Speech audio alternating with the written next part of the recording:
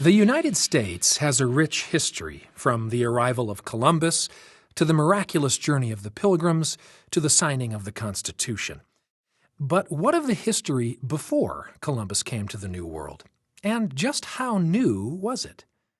The general consensus is when Columbus arrived, he met up with ignorant savages, incapable of any advancement in science or culture.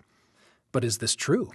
And do we really know the history of those ignorant savages? And finally, was Columbus really the first to discover them? Here in Marquette, Michigan, home of the largest supply of copper in the U.S., is a gathering of people known as diffusionists. Every year, the Ancient American Preservation Society meets to show their evidences of transcontinental diffusionism, which basically means they strive to prove that Christopher Columbus was actually the last in a long line of visitors from other countries to the New World. We have been given all this information that Columbus discovered America and all this stuff that isn't all true. We've not been told the rest of it. Part of the belief of diffusionism is that culture and advancement are shared from one part of the world to another. Diffusion is the way ideas get transferred, not that the environment determines something on the way you think.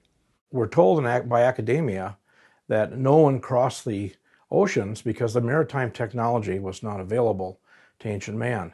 They could sail around Africa and in and out of the Mediterranean, but for some reason they couldn't tackle the Atlantic Ocean. Oftentimes we find that is just not the case. We know for a fact that ancient man was running the seas way earlier than he's given credit for. And that's beginning to come out. And maybe after all they were crossing the waters by some type of craft. Many examples exist. Bob Wheeler found ancient carvings on his property. Here he shows a reproduction of the carvings. This is the symbol, 3 lines going down and 2 crossing it, this line being north-south. One interpretation is that it's Ogam, which is an ancient lettering system from Europe. Also found stone tools there, handheld hammer stones, and I believe they were using them to shape sandstone. So who lived here before Columbus? And more importantly, why are there no records of these scattered civilizations? This nation has a great history. It simply hasn't been told. Franklin Keel, former director of the Bureau of Indian Affairs, helps answer these questions. The first explorers who came here, who found any evidence of pre-existing knowledge on the part of the Indians, destroyed it, essentially. The Spaniards were well known for that.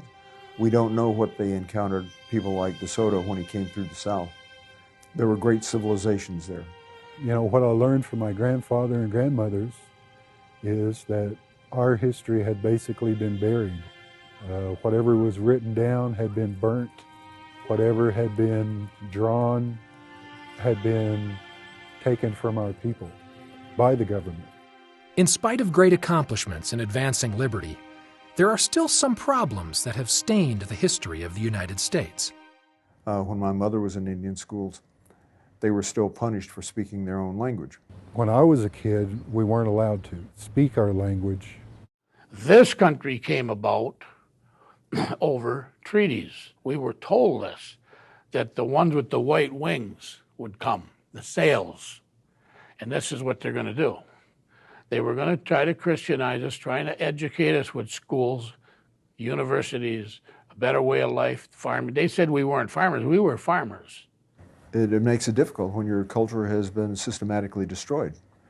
That was the purpose of the American Indian policies.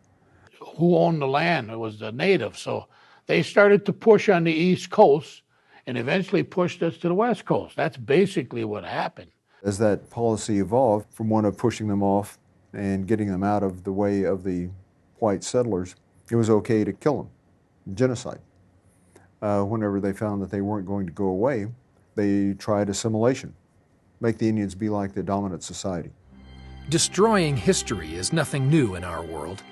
In the early 1500s, Hernando de Soto was the first European to witness and record what life was like among the natives of the North American continent.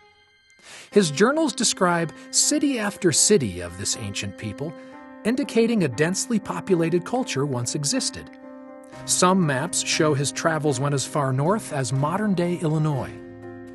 Instead of studying the history of this ancient race, De Soto's band was focused on domination and slavery. Disease and destruction brought a death count in the millions among the native population. We may never know what life was really like in pre-Columbus North America. Years later, as the newly formed United States was building its relationship with Native Americans, the concept of manifest destiny was created. It was a philosophy espoused by some American politicians that said that from the East Coast to the West Coast, this would one day be one nation, and that any obstacles in that path would be destroyed. And the Indians were viewed as simply that, an obstacle.